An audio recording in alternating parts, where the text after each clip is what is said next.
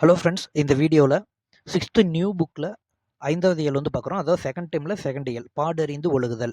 வாங்க வீடியோக்குள்ளே போகலாம். இந்த லெசனில் என்ன இருக்குன்னு பாருங்கள். ஆசாரக்கோவை அப்படின்னு ஒன்று கொடுத்துருக்காங்க. நூல்வழி பார்ப்போமா? ஆசாரக்கோவையின் ஆசிரியர் பெருவாயின் முள்ளியார். இவர் பிறந்த ஊர் கயத்தூர். ஆசாரக்கோவை என்பதற்கு நல்ல ஒழுக்கங்களின் தொகுப்பு என்பது பொருள். 14 கீழ்கணக்கு நூல்களுள் ஒன்று, 100 வெண்பாக்களை கொண்டது அப்படின்னு கொடுத்துருக்காங்க. ஓகேங்களா? ஸோ ஆசாரக்கோவை, ஸோ ஆச்சாரமாக இருக்குது, பெரிய வாய் இருக்கிறவங்க ஆச்சாரமாக பேசுவாங்க அப்படின்னு ஷார்ட்கட் வச்சுக்கோங்க. ஸோ ஆசாரக்கோவை அப்படின்னு பெருவாயின் முள்ளியார் அப்படின்னு ஞாபகம் வந்துடும். அடுத்தது கோவைனா கோர்த்தல், அப்படி தானே? ஸோ நல்ல ஒழுக்கங்களின் தொகுப்பாக கோர்த்து வச்சிருக்கிறாங்க அப்படிங்கிறது தான் இதோடைய பொருள். 14 கீழ்கணக்கு நூல்களுள் ஒன்று, இது நமக்கு தெரியும். இந்நூல் 100 வெண்பாக்களை கொண்டது. ஓகே, வெண்பா மேக்சிமம் 14 கீழ்கணக்கு நூல்கள் மேக்சிமம் வெண்பாக்கள் தான் இருக்கும். ஒரு சில இதுதான் பாவகைகள் மாதிரி இருக்கும். அது என்னென்னு மட்டும் பார்த்துக்கோங்க. மீதி மேக்சிமம் நூல்கள் வெண்பாக்களாக எல்லாம் இருக்கும். அண்ட் இதோட மூல நூல் ஆரிடம் அப்படின்னு சொல்லப்படக்கூடிய ஒரு வடநூல். ஸோ ஆச்சாரம்ங்கிறது ஒரு வடமொழி சொல் மாதிரி இருக்குது இல்லையா, அப்படின்னு ஞாபகம் வச்சுக்கிட்டு வடமொழி சொல் மாதிரி இருக்குது. ஸோ இதுக்கு ஒரு மூல நூல் வடமொழியில் வந்து இருக்குது. ஆரிடம் அப்படிங்கிற ஒரு மூல நூல் இருக்குது அப்படின்னு ஞாபகம் வச்சுக்கோங்க. ஓகே, பாடல் பார்ப்போமா? நுழையும் முன் பாருங்கள். நல்லொழுக்கமே நல்ல மனிதர்களை உருவாக்கும். நாம் ஒழுக்க நெறிகளை அறிந்தால்தான் அவற்றை பின்பற்றி நல்வாழ்வு வாழ முடியும். இந்த நோக்கத்திற்காகவே நம் முன்னோர் அறநூல்களை படைத்தனர். நாம் பின்பற்ற வேண்டிய நற்பண்புகளை அறநூல்கள் விளக்குகின்றன. அவற்றை அறிவோம் வாருங்கள் அப்படின்னு வந்து சொல்கிறாங்க. ஓகே, 11 கீழ்கணக்கு நூல்கள் இருக்கு இல்லையா? 14 கீழ்கணக்கு நூல்களில் ஒரு 11 நூல் அறநூலாக வந்து இருக்கும். அதில் ஒன்று தான் வந்து ஆசாரக்கோவை. அதில் இருக்கக்கூடிய பாடல் பாருங்க. நன்றி அறிதல், பொறையுடைமை, இன்சொல்லோடு இன்னாத எவ்வுயிருக்கும் செய்யாமை, கல்வியோடு ஒப்புரவாற்ற அறிதல், அறிவுடைமை, நல்லினத்தாரோடு நட்டல், இவை 8ம் சொல்லிய ஆசார வித்து அப்படின்னு இருக்காங்க. நன்றி அறிதல், பிறர் செய்திய உறவையை மறக்காம இருக்கிறது. ஓகேங்களா? பொறையுடைமை, பிறர் செய்த தீமைகளை பொறுத்தல். இன்சொல்லோடு, இனிய சொற்களை பேசுதல். இன்னாத எவ்வுயிருக்கும் செய்யாமை, எந்த உயிருக்கும் துன்பம் செய்யாம இருக்கணும். கல்வியோடு, கல்வி அறிவு பெறணும். ஒப்புரவு ஆற்ற அறிதல், எல்லோரையும் சமமாக நடத்தணும். ஓகேவா? அறிவுடைமை, அறிவுடையவராய் இருத்தல். நல்லினத்தாரோடு நட்டல், அதாவது நற்பண்புகளை உடையவர்களோடு நட்பு கொள்ளுதல். இவை 8ம் சொல்லிய ஆசார வித்து. இந்த 8 நல்லொழுக்கங்களை விதைக்கும் விதைகள் அப்படின்னு தான் வந்து சொல்லியிருக்கிறாங்க இந்த பாடல. இந்த 8ம் தான் நல்லொழுக்கங்களை விதைக்கக்கூடிய விதைகள் அப்படின்னு. மொத்தம் 8 பாயிண்ட் வந்துருச்சா? பெருவாயின் மொழியார் சொல்லியிருக்கிறாரு. சொல்லும் பொருளும் பாருங்க. நன்றி அறிதல், அதுதான். பிறர் செய்த உதவி மறவாமை, ஒப்புரவு, எல்லோரையும் சமமாக பிணிதல், நட்டல்னா நட்பு கொள்ளுதல். மேலே பார்த்த அந்த 8 பாயிண்ட்டுடைய பொருள் தான் கொடுத்துருப்பாங்க. அடுத்தது சரியான விடையை தேர்ந்தெடுத்து எழுதுக பாருங்க. பிறரிடம் நான் இன்சொல் பேசுவேன். பிறர் நமக்கு செய்யும் தீங்கை பொறுத்து கொள்வது பொறை. அறிவு பிளஸ் உடைமை சேர்த்து எழுதுனீங்கன்னா அறிவுடைமை. இவை பிளஸ் 8ம் என்பதை சேர்த்து எழுதுனீங்கன்னா என்ன கிடைக்கும்? இவை 8ம். நன்றி அறிதல் என்னும் சொல்லை பிரித்தெழுத கிடைப்பது நன்றி அறிதல். பொறையுடைமை என்னும் சொல்லை பிரித்தெழுத கிடைப்பது பொறை பிளஸ் உடைமை. அடுத்து என்ன இருக்கு பாருங்க. கண்மணியே கண்ணுரங்கு, இதோடைய நூல்வழி பாருங்க. இது வந்து ஒரு தாலாட்டு பாடல். ஓகேவா? தாலாட்டு அப்படிங்கிறது வாய்மொழி இலக்கியங்களில் ஒன்று. வாய்மொழி இலக்கியங்கள்னு ஏகப்பட்ட பாடல்கள், தாலாட்டு பாடல், ஒப்பாரி பாடல், கொண்டாட்ட பாடல், சடங்கு பாடல்கள், இந்த மாதிரி தொழில் பாடல்கள், ஏகப்பட்ட பாடல்கள் வந்து இருக்குது. இதில் நமக்கு தாலாட்டு பாடல் வந்து கொடுத்துருக்காங்க. தாள் அப்படின்னா நாக்கு என்பது பொருள். நாவை அசைத்துப்படுதல் தாள் பிளஸ் ஆட்டு, நாக்கை அசைத்துப்படுதல் தாள் பிளஸ் ஆட்டு, அதனால் தாலாட்டுன்னு பெயர் பெற்றிருக்குது. குழந்தையின் அழுகையை நிறுத்தவும் தூங்க வைக்கவும் இனிய ஓசையுடன் பாடும் பாட்டு. இது வந்து பாருங்க காரண பெயர் மாதிரி இருக்குதா? நாக்கை அசைத்துப்படுவதால் தாலாட்டு. ஓகேங்களா? இதோடைய நூல்வெளி வந்து பாருங்க. நுழையும் முன் வந்து பார்க்கலாமா? பாடல்கள் மனதிற்கு அமைதியும் மகிழ்ச்சியும் தருபவை. பாடலை பாடினாலும் மகிழ்ச்சி, கேட்டாலும் மகிழ்ச்சி. ஏட்டில் எழுதப்படாத இசைப்பாடல்கள் தமிழில் ஏராளமாக உள்ளன. ஆமா, தமிழரின் பிறப்பு முதல் இறப்பு வரை ஒவ்வொரு நிகழும் பாடல்கள் முதன்மையான இடத்தை பெறுகின்றன. நம்ம சொன்னோம் இல்லையா, கொண்டாட்ட பாடல், சடங்கு பாடல்கள், எல்லா வகையான பாடல்களுமே இதில் அடங்கும். இந்நாட்டுப்புற பாடல்களை தமிழர்கள் வாழ்க்கை முறைகளை படம் பிடித்து காட்டுகிறது. மேக்சிமம் இந்த நாட்டுப்புற பாடல்கள் எடுத்து பார்த்தீங்கன்னா அவங்க லைஃப் சம்மந்தப்பட்ட பாடல்களாக தான் இருக்கும். வாழ்க்கை முறைகள் பற்றி நம்ம தெரிஞ்சுக்கலாம். ஏட்டில் எழுதாத பாடல்கள் தான். இப்போ வந்து நிறைய ஆசிரியர்கள் இந்த நாட்டுப்புற பாடல்கள்லாம் தொகுத்து ஒரு நூலாக்கி கொடுத்துட்ருக்காங்க. இருந்தாலுமே ஏட்டில் ஏறாத பல வகையான நாட்டுப்புற பாடல்கள் இருக்குது. ஓகேங்களா? சரி, இந்த தாலாட்டு பாடல் என்ன சொல்கிறாங்கன்னு பாருங்கள். ஆராரோ ஆரீரரோ ஆராரோ ஆரீரரோ, நந்தவனம் கண் திறந்து நற்றமிழ் பூவெடுத்து பண்ணோடு பாட்டிசைத்து பார்போற்ற வந்தாயோ, தந்தத்திலே தொட்டில் கட்டி தங்கத்திலே பூ இழைத்து செல்லமாய் வந்துதித்த சேரநாட்டு முத்தேனோ, வாழை இலை பரப்பி வந்தாரை கையமர்த்தி சுவையான விருந்து வைக்கும் சோழ நாட்டு முக்கனியோ, குளிக்க குளம் வெட்டி குளம் வாழ அணை கட்டி பசியை போக்க வந்த பாண்டி நாட்டு முத்தமிழோ அப்படின்னு வந்து ஒரு பாடல் வந்து கொடுத்துருக்குறாங்க. சொல்லும் பொருளும் வந்து பாருங்க. நந்தவனம், பூஞ்சோலை, பார்னா உலகம், பண்ணுனா இசை, இலைத்தின பதித்து, எந்த லை வந்திருக்கு எந்த லா வந்திருக்கு அப்படிங்கிறத தெளிவாக பார்த்துக்கணும். ஓகேங்களா? அடுத்து தொகைச்சொல்களுடைய விளக்கம் கொடுத்துருக்காங்க. முத்தேன்னா கொம்புத்தேன், மலைத்தேன், கொசுத்தேன், முக்கணினா மாப்பலா வாழை, முத்தமிழ்னா இயலிசை நாடகம். பொருள் கொடுத்துருக்குறாங்க, படித்து பார்த்துக்கோங்க. நமக்கு பாடல்லையே புரியுது, எளிமையான தமிழில் தான் கொடுத்துருக்குறாங்க.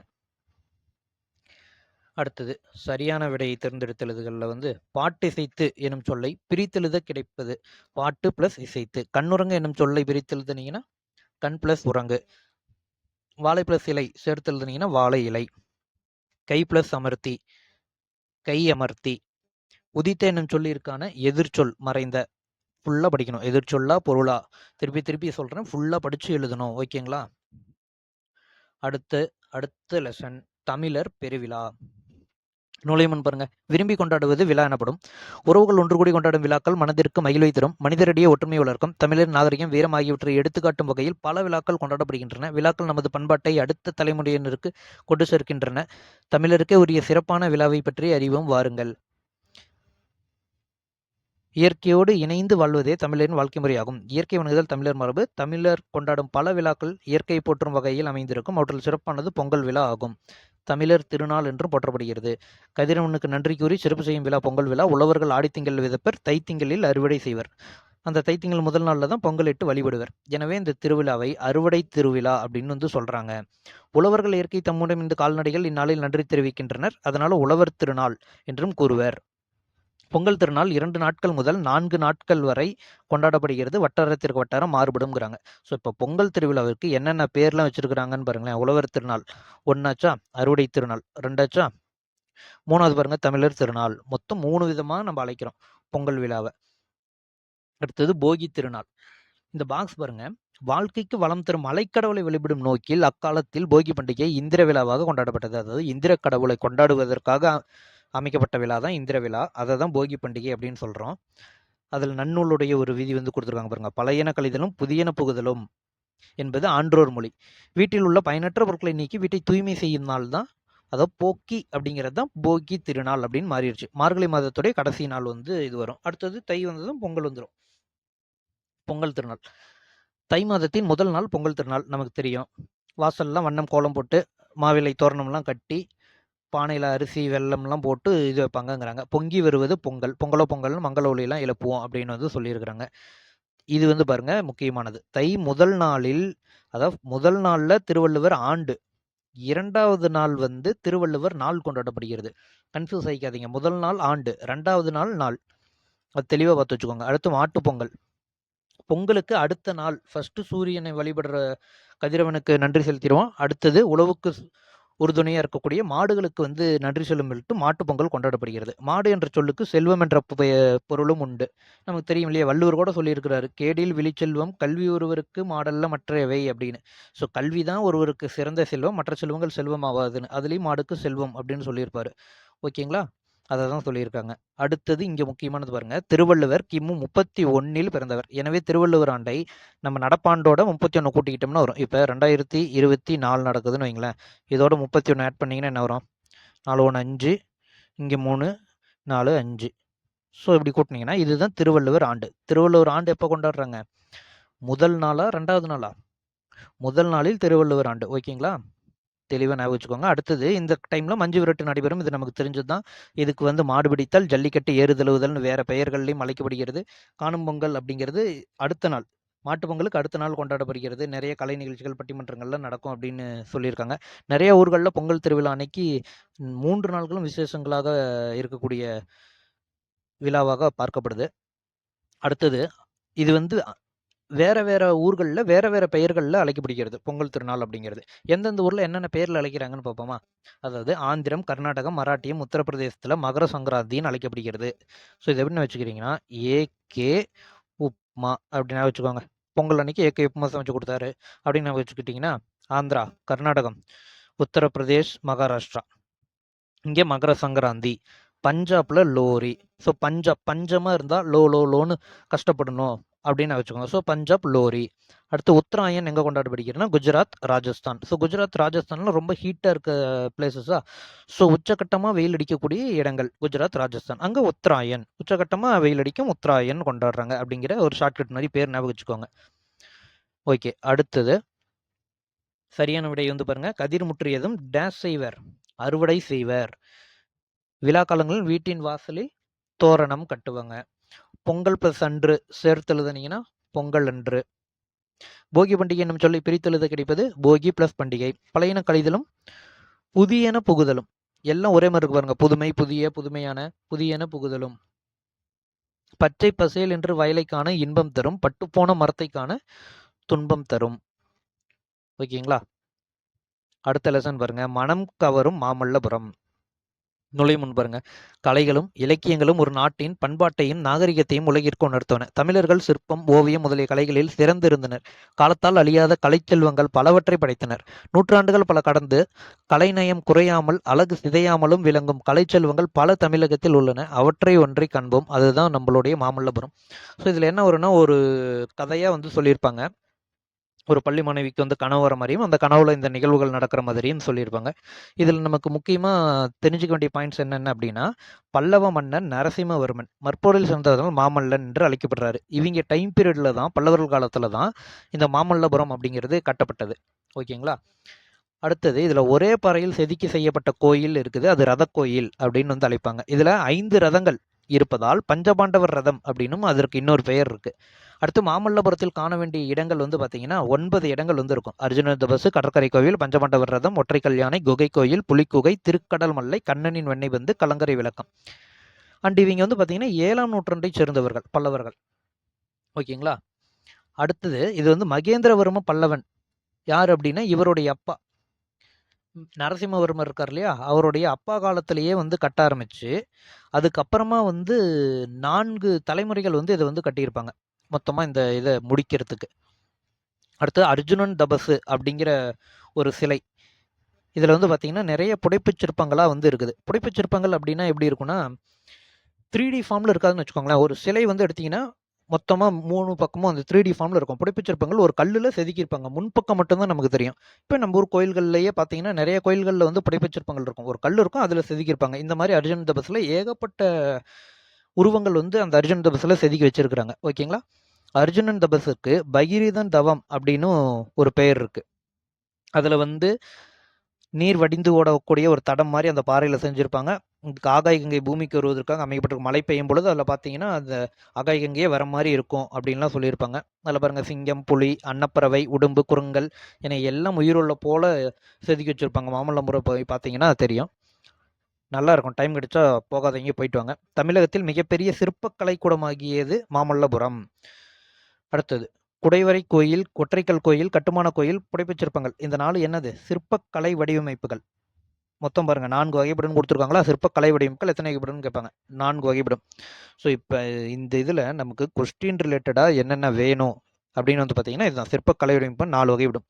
குடைவரை கோயில், ஒற்றைக்கல் கோயில், கட்டுமான கோயில், புடைப்பு சிற்பங்கள். அப்புறம் 7ஆம் நூற்றாண்டை சேர்ந்தவர்கள் இவங்க. பகீரதன் தவம், அர்ஜுனன் தபஸுக்கு பகீரதன் தவம் அப்படின்னு ஒரு பேர் இருக்கு. அடுத்தது மகேந்திரவர்ம பல்லவன், நரசிம்மவர்ம பல்லவன், இந்த பல்லவர்கள்லாம் 7ஆம் நூற்றாண்டை சார்ந்தவர்கள். 4 தலைமுறையை அதை கட்டியிருக்கிறாங்க. மாமல்லபுரத்தில் காண வேண்டிய இடங்கள் ஒரு 9 இருக்கு. அது என்னென்னு பார்த்து வச்சுக்கோங்க. ரத கோயிலுக்கு பஞ்சபாண்டவர் ரதம் அப்படின்னு சொல்லிட்டு ஒரு பெயர் இருக்கு அப்படிங்கிறத பார்த்து வச்சுக்கோங்க. இதெல்லாம் தான் நமக்கு எக்ஸாம் பாயிண்ட் ஆஃப் வியூவில் தேவைப்படக்கூடிய பாயிண்ட்டுகள். மீதி நீங்கள் வந்து படித்து பாருங்கள். ஒன்ஸ் வந்து ஃபர்ஸ்ட் வந்து ஸ்டார்டிங் வரைக்கும் படிச்சிடணும். படிச்சுட்டு நமக்கு இந்த மாதிரி லெசன்களில் தேவையான பாயிண்ட்ஸ் மட்டும் எடுத்து வச்சுக்கணும். ஓகேங்களா? அடுத்தது மயங்கொலிகள். இலக்கணத்தில் மயங்கொலிகள் வந்து பார்க்க போகிறோம்.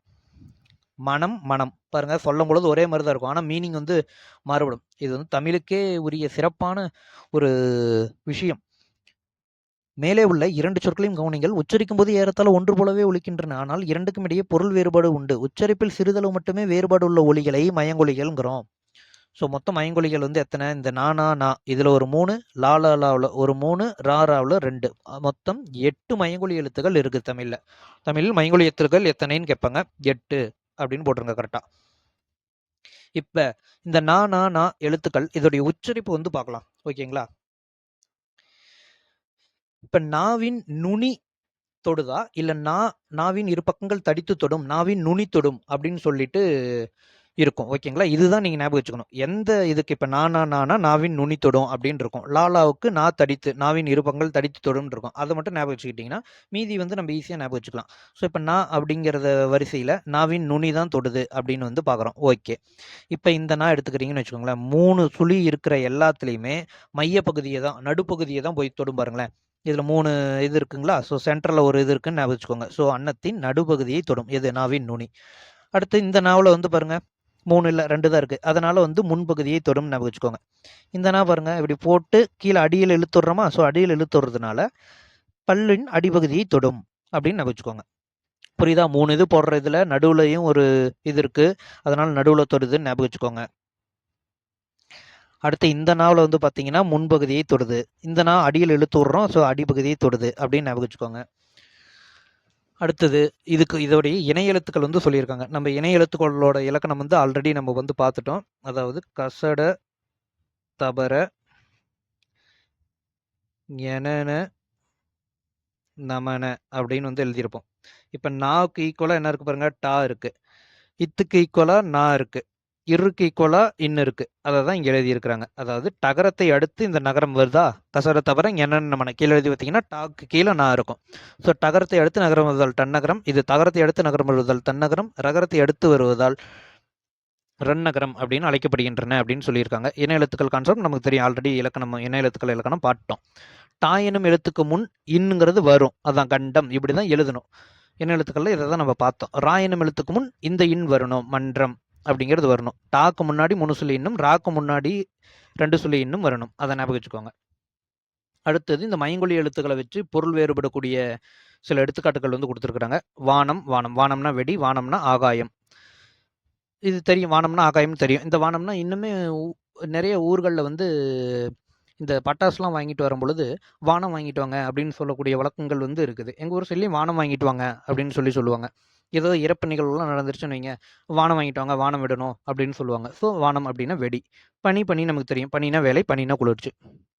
அடுத்தது லா லா லா. இந்த எழுத்துக்கள் பாருங்க.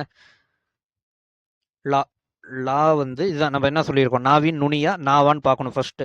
இதில் நாவின் இருப்பங்கள் தடித்து. ஓகே, இது பார்த்துட்டோம். இப்போ இந்த லாங்கிறது லட்டுன்னு நமக்கு என்ன வந்துருமா? ஸோ லட்டை பல்லில் கடிச்சு சாப்பிடுவோமா? ஸோ மேற்பல்களின் அடியை தொடுவதால் லகரம் ஏற்படுகிறது. இது வா மாதிரி இருக்குதா? வா போடுற மாதிரி இருக்கிறனால வகர லகரம்னு அழைக்கிறோம்.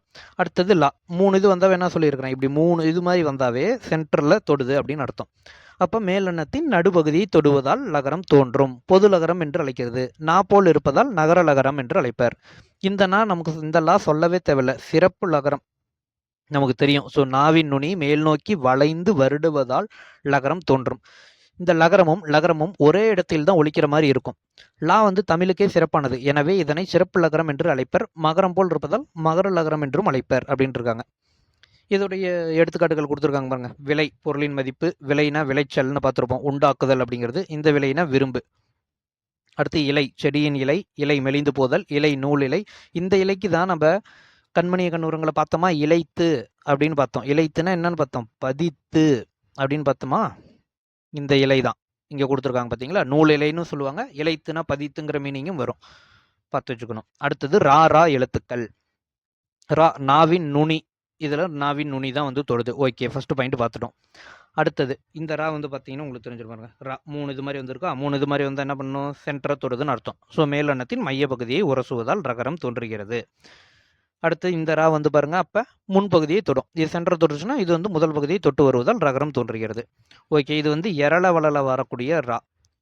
ஸோ அது வந்து ஒரு இடையின எழுத்து. அதனால இடையின ரகரம் அப்படிம்பாங்க. இது கசட தபரவில் வரக்கூடிய ரா. ஸோ இது வல்லின எழுத்துல வரக்கூடிய ரா அப்படிங்கிறதுனால வல்லின ரகரம் என்கிறோம் அப்படின்னு சொல்லியிருக்காங்க. அடுத்தது ஏரி, நீர்நிலை. ஏரினா மேலே ஏறுறது. கூரை, வீட்டின் கூரை. இது வந்து கூரைப்புடவை. கல்யாணத்துலாம் கூரைப்புடவை கட்டுங்க அப்படின்னு சொல்லுவாங்க இல்லையா? கூரைப்புடவை அந்த இது. ஓகேங்களா? அடுத்தது சரியான விடையை தேர்ந்தெடுத்துக்கல இங்கே கொடுத்துருக்குறாங்க பாருங்க நிறைய இது. சிரம் என்பது தலை. இலைக்கு வேறு பெயர் இருக்குது. தலை. வண்டி இழுப்பது காலை. இந்த காலைனா என்ன? பகல் நேரம். கடலுக்கு வேறு பெயர் இருக்கிறது. பறவை. இந்த பறவை பறக்கக்கூடிய பறவை. பறவை வானில் பறந்தது. கதவை மெல்ல திறந்தான். பூ மனம் வீசும். இந்த மனம்க்கு வந்து உள்ளம்னு வந்துருமா? புலியின் என்னது? கண் சிவந்து காணப்படும். குழந்தைகள் பந்து விளையாடினர், வீட்டு வாசலில் கோலம் போட்டனர். ஓகேங்களா? அதேதான். மணமுக்கு 3 சொல்லி நான் வரணும். திருவிழாவுக்கு சிறப்பு லகரம் வரணும். சென்றனருக்கு 2 சொல்லி இன் வந்து வரணும். வாழைப்பழமுக்கு சிறப்பு லகரம் வந்து வரணும். நல்லதுக்கு இந்தெல்லாம் வரணும். அடுத்தது என்ன இருக்கு?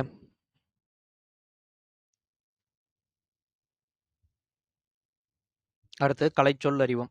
வெல்கம் நல்வரவு, ஸ்கல்ப்சர் சிற்பங்கள், சிப்ஸ் சில்லுகள், ரெடிமேட் ட்ரெஸ் ஆயத்த ஆடை, மேக்கப் ஒப்பனை, டிஃபன் சிற்றுண்டி.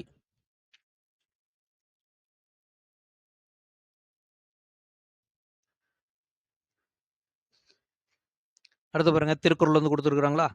நுழையும் முன் நமக்கு தெரியும், உலகில் வாழும் மக்கள் அனைவரும் சிறப்பான அறங்களை வலியுறுத்தியவர் திருவள்ளுவர். வீட்டிற்கு வந்த விருந்தினரை போற்றுதல், இனிய சொற்களை பேசுதல், பிறர் பொருளை விரும்பாமை, ஊக்கத்துடன் செயல்படுதல், பயனற்ற சொற்களை பேசாமல் இருத்தல் ஆகிய அறங்கள் பற்றிய திருவள்ளுவரின் கருத்துக்களை நம்ம இங்கே ஒரு 10 திருக்குறளை பார்க்க போறோம்னு கொடுத்துருக்காங்க. இந்த கருத்துக்கள் பற்றி தான் நம்ம இப்போ பார்க்க போறோம். ஒவ்வொரு கருத்தை பார்ப்போமா? ஃபர்ஸ்ட் என்ன கொடுத்துருக்காங்க? விருந்தோம்பல். விருந்தோம்பலை பற்றி என்ன சொல்லியிருக்காருன்னு பாருங்க. விருந்து புறத்ததா தானுண்டல் சாவா மருந்தினும் வேண்டற்பாற்றன்று. அதாவது அமிழ்தமே கிடைச்சாலும் விருந்தினர் இருக்கிறாங்க அப்படின்னா விருந்தினர் கொடுத்துட்டு தான் சாப்பிடணும், நம்மளே சாப்பிடக்கூடாது அப்படின்னு வந்து சொல்றாரு. ஓகேங்களா? அடுத்தது மோப்பக்குலையும் அனிச்ச முகந்திருந்து நோக்கக்குலையும் விருந்து. ஒரு அனிச்ச மலர்னு ஒரு மலர் இருக்கான். இந்த அனிச்ச மலரை நம்ம மோந்து பார்த்தோம் அப்படின்னாவே அது வந்து வாடிருமா. எப்படி தொட்டா நீங்க தொட்டாவே சுருங்கிக்குது, அந்த மாதிரி இது அனிச்ச மலர் மோந்து பார்த்தாவே வாடிருமா. அந்த மாதிரி நம்ம முகம் மாறினாவே விருந்தினர் உள்ள மாட்டிடும். விருந்தினர் இருக்கும்போது நம்ம என்னதான் கஷ்டமா இருந்தாலும் நம்ம முகம் மாறக்கூடாது. முகம் சுழிச்சோம் அப்படின்னாவே விருந்தினர் முகம் வாடிரும் அப்படிங்கிறாரு. எப்படி கம்பேர் பண்ணியிருக்காரு பாருங்க. கல்லாமை. உள்ளத்தால் உள்ளலும் தீதே பிறன் பொருளை கள்ளத்தால் கல்வேம் எனல். அடுத்தவர் பொருளை களவாடுனா தப்பு. அதை விட இவர் என்ன சொல்றாரு பாருங்க, அடுத்தவர் பொருளை களவாடலாம் என உள்ளத்தால் நினைப்பதே தீமையானதுங்கிறாரு. நினைக்க கூட கூடாது, நினைச்சாவே அது தப்புங்கிறாரு. களவினால் ஆகிய ஆக்கம் அளவறிந்தாவது போல கெடும். களவு மூலம் சேர்க்கப்படும் செல்வம். ஒருத்தன் திருடி திருடி செல்வம் சேர்க்கிறானா திடீர்னு நிறைய செல்வம் சேர்ந்த மாதிரி இருக்கும், ஆனா முடிவுல பாத்தீங்கன்னா அதெல்லாம் அழிஞ்சிரும், ஒண்ணுமே நமக்கு இருக்காது அப்படின்னு சொல்றாரு. அடுத்தது ஊக்கமுடைமை. உள்ளமுடைமை உடைமை பொருளுடைமை நில்லாது நீங்கிவிடும். ஊக்கம்தான் நிலையான செல்வம், மற்றவை எல்லாம் நிலைத்து நில்லாமல் அழிந்துவிடும் அப்படிங்கிறார். ஸோ ஒருத்தன் ஊக்கமோட இருந்தானா அவன் எல்லா காரியத்திலையும் வெற்றி பெறுவான். ஓகேங்களா? ஆக்கம் அதர்வினாய் செல்லும் அசைவிலா ஊக்கமுடையான் உலை. தளராத ஊக்கமுடையவனின் ஆக்கமானது தானே வழிகேட்டு கொண்டு செல்லும். ஸோ நம்ம ஆஸ்பிரண்ட்ஸ் எல்லாருமே ரொம்ப ஊக்கத்தோடு இருக்கணும். நீங்கள் அப்போ தான் வந்து வெற்றி கிடைக்கும். வள்ளுவர் சொன்ன கருத்து எதுக்கு பயன்படுதோ இல்லையோ, நம்ம டிஎன்பிசி படிக்கிறவங்களுக்கு வந்து நல்லா பயன்படும் பாருங்க. வெள்ளத்து அணைய மலர் நீட்டம் மாந்தர்தம் உள்ளத்து அணையது உயர்வு. தண்ணீரின் உயரத்திற்கேற்ப நீர்ப்புக்கள் வளரும், ஊக்கத்தின் அளவிற்கு ஏற்பதான் மனிதர்கள் உயர்வார்கள் அப்படின்றாரு. உள்ளுவது எல்லாம் உயர் உள்ளல் மற்றது தள்ளினும் தள்ளாமை நிறுத்து.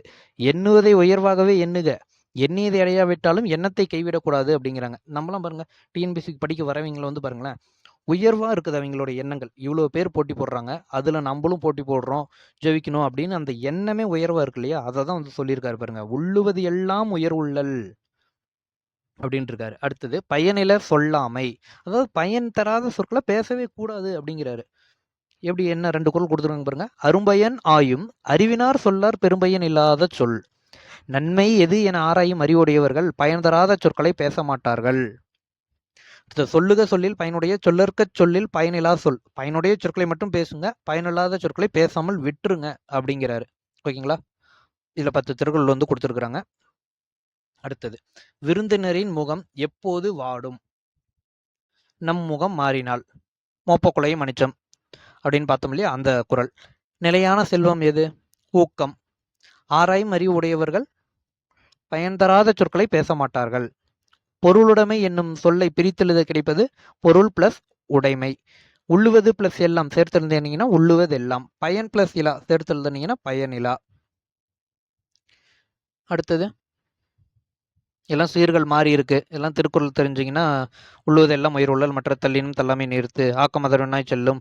இந்த குறள்லாம் படித்து பார்த்து அதுக்கேற்ற மாதிரி நம்ம சீர் மாற்றி எழுதிக்கணும். ஓகேங்களா? ஊக்கமது கைவிடேல். யார் சொன்னது பாருங்க, ஔவையார் ஆத்திச்சூடியில் ஔவையார் சொன்ன வார்த்தை ஊக்கமது கைவிடேல்.